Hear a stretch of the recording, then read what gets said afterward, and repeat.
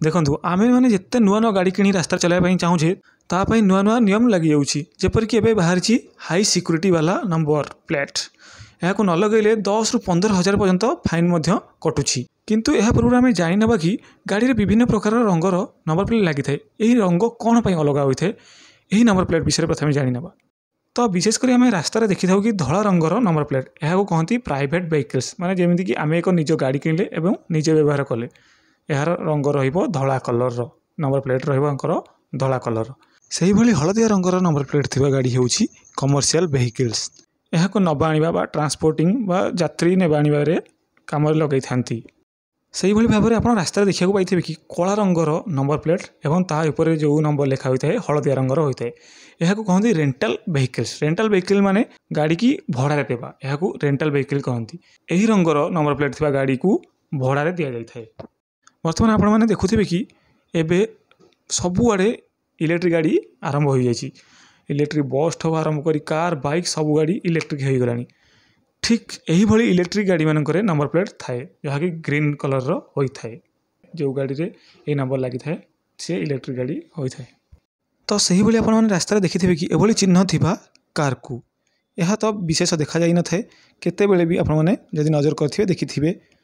तो यही गाड़ी थाए आमर इंडिया प्रेसिडेंट एवं उच्च पदवी वाला गवर्नर मान। तो ये आम आसीजा मुख्य कथा को प्रथम हाई सिक्यूरीटी नंबर प्लेट कौन आम मैंने जाना। हाई सिक्यूरीटी नंबर प्लेट आसिया पूर्व गाड़ी में बहुत प्रकार नंबर प्लेट लगुला बहुत डिजाइन नंबर प्लेट लगुला एवं से निज ना लिखुले लोक निज चित्र भी करुले बहुत प्रकार फैशन रे गाड़ी नंबर प्लेट होता किंतु गवर्नमेंट यह बैन करदे एवं आने लगी हाई सिक्यूरीटी वाला नंबर प्लेट यह कौन देखो हाई सिक्यूरीटी नंबर प्लेट देखा किसी यही भाव में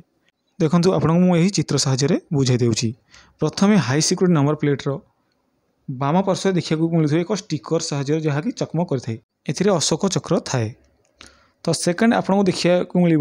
IND जार अर्थ इंडिया माने आम भारत INDIA को सर्ट कर लिखा होता है IND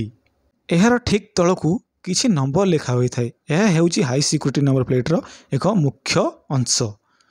यही नंबर को लेजर रे लिखा होता है लेजर साहाय्य यही नंबर को लिखा होता है कारण आपने देखिथे कि बहुत राज्यर गाड़ी लास्ट नंबर किसी सेम टाइप देखा मिलता है जमीक यही गाड़ी नंबर लास्ट अच्छी B1234 से भली कि आम ओडिशा रे B1234 गाड़ी अच्छी किंतु से ये जो IND तल को जो किसी अंक लिखाई थे नंबर लिखाई थे यह सबू गाड़ी ठार अलग अलग होता है माने सबू गाड़ी मानक नंबर अलग अलग होता है यह 9 अंक विशिष्ट होता है यह पर्सनल आइडेंटिफिकेशन नंबर मध्यम भी जना जाए था जमीक पिन आम जहाँ कही था सबू गाड़ी पिन नंबर अलग अलग होता है। यह पर जा गाड़ी नंबर को गाड़ी जो नंबर लिखा होता है यह पछपटू गाड़ी नंबर प्लेट्र पछपटू प्रेस करी लिखा जाए जहाँ फल कि आपण को यह एक सिक्यूरीटी इनस्क्रिप्ट लेटर भाव में देखा जाए माने आपण गाड़ी नंबर इजी टू इजी देखा जाए एवं यह केबे खराब हो न थाए यही गाड़ी नंबर प्लेट अल्फाबेट नंबर होता है यह आमको बहुत सफा देखा जाए था